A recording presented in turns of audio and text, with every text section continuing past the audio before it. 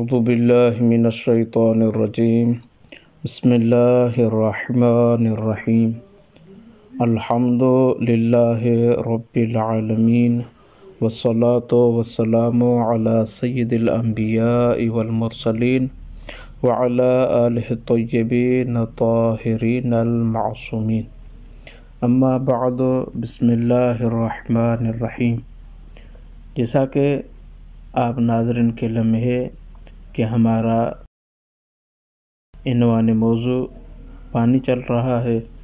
جس میں ہم نے مضاف پانی کی تعریف اور اس کے احکام کو بیان کیا، جس کے بعد مطلق پانی اور اس کے اقسام اور ان کے مسائل کو بیان کیا۔ آج ہم متفرق مسائل پانی کے بیان کریں گے۔ فرماتے ہیں کہ مضاف پانی جتنی بھی مقدار میں ہو وہ کسی نجس چیز کو پاک نہیں کر سکتا، اور اسی طرح وہ مضاف پانی اس کے قابل بھی نہیں ہے کہ بندہ اس سے وضو کرے یا اس سے غسل انجام دے۔ اور اس کے ساتھ ساتھ بیان فرماتے ہیں اگرچہ مضاف پانی مقدار میں کر سے زیادہ ہی کیوں نہ ہو، لیکن جیسے ہی اس میں کوئی نجاست گرتی ہے تو فوراً وہ پانی نجس ہو جائے گا۔ ہاں البتہ اس صورت میں کہ اگر مضاف پانی کسی اونچائی سے نیچے گر رہا ہو اور اتفاق سے درمیان میں کوئی نجاست ہو، تو اس صورت میں جو مضاف پانی اس نجس چیز سے متصل ہوگا تو فقط وہی نجس ہوگا، باقی دیگر پانی پاک ہوگا۔ لیکن اگر مضاف پانی کسی قر پانی سے یا جاری پانی سے اس طرح مل جائے، اس طرح مخلوط ہو جائے کہ ابھی عام الناس اس کو مضاف نہ کہیں جو پہلے مضاف تھا وہ تو ابھی مطلق ہو چکا ہے، تو وہ پانی مطلق کے حکم میں ہوگا اور مضاف کے حکم سے خارج ہو جائے گا۔ اب ایک اور مسئلہ ہے، وہ یہ ہے کہ ایک ایسا پانی ہے جو مطلق پانی تھا، اب یہ معلوم نہیں کہ یہ پانی مضاف ہو چکا ہے یا نہیں ہوا، تو کہتے ہیں کہ وہ پانی مطلق کے زمرے میں آئے گا، اور اس پانی سے آپ وضو بھی کر سکتے ہیں، غسل بھی کر سکتے ہیں، اور وہ نجس چیز کو پاک بھی کر سکتا ہے۔ اور اسی طرح اگر کوئی پانی مضاف تھا، ابھی معلوم نہ ہو کہ وہ پانی مطلق ہو چکا ہے یا ابھی بھی مضاف ہے، تو وہ پانی مضاف کے ہی حکم میں ہوگا، نہ آپ اس سے وضو کر سکتے ہیں، نہ آپ اس سے غسل کر سکتے ہیں، اور نہ ہی کسی نجس چیز کو پاک کر سکتے ہیں۔ اب اس سے ہی ایک مسئلہ اور جنم لیتا ہے کہ ابھی تو ہم نے یہ عرض کیا کہ ایک ایسا پانی تھا جو پہلے مطلق تھا، ابھی معلوم نہیں کہ مضاف ہوا ہے یا نہیں، یا دوسری طرف سے ایسا پانی تھا جو پہلے مضاف تھا لیکن ابھی معلوم نہیں کہ آیا وہ مطلق ہوا ہے یا نہیں، تو ہم نے ان کے احکام بیان کیے کہ وہ مطلق کے حکم میں ہوگا، مضاف کے حکم میں ہوگا۔ لیکن ایک ایسا پانی ہے جس کی اصل بھی معلوم نہیں ہے کہ آیا پہلے وہ مطلق تھا یا مضاف تھا، اور ابھی بھی معلوم نہیں کہ یہ مطلق ہے یا مضاف ہے، تو اس کو کس کے حکم میں لائیں گے؟ تو فرماتے ہیں کوئی ایسا پانی ہو جس کے متعلق یہ معلوم نہ ہو کہ پہلے یہ مطلق تھا یا مضاف تھا، اور جس کے متعلق ابھی بھی حالیاً معلوم نہ ہو سکے کہ یہ مطلق ہے یا مضاف ہے، تو وہ پانی نجس چیز کو پاک نہیں کر سکتا، اس پانی سے وضو یا غسل نہیں کر سکتا۔ اور ہاکذا جیسے ہی کوئی نجاست اس پانی میں گر جاتی ہے تو وہ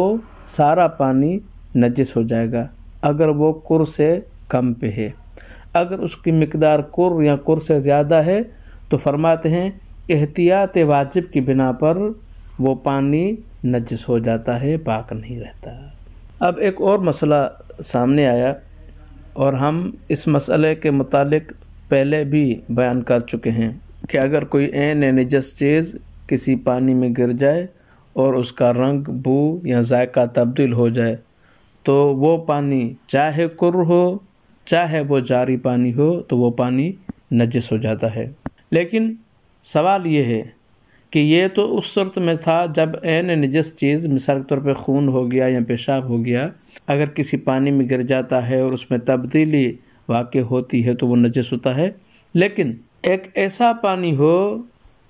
عین نجس جس کے اندر داخل نہ ہوئی ہو بلکہ قریب پڑی باہر نجس ہو، مثال کے طور پہ کوئی مردار باہر پڑا ہوا ہو، لیکن اس کا اثر اس پانی میں یہ ہو کہ رنگ، بو یا ذائقہ تبدیل ہو گیا ہو، تو اس کے متعلق کیا حکم ہے؟ تو فرماتے ہیں کہ احتیاط لازم یہ ہے کہ وہ پانی بھی نجس پانی ہوگا۔ اب ایک اور مسئلہ ہے کہ ہمیں معلوم ہے کہ کوئی ایسا پانی ہے جس میں عین نجاست کی وجہ سے مخصوص تبدیلی واقع ہوئی ہو، جس کا رنگ، بو یا ذائقہ تبدیل ہو گیا ہو، تو وہ نجس ہے، لیکن وہ پانی کسی دیگر پانی سے مخلوط ہو جائے، کسی دیگر پانی سے متصل ہو جائے،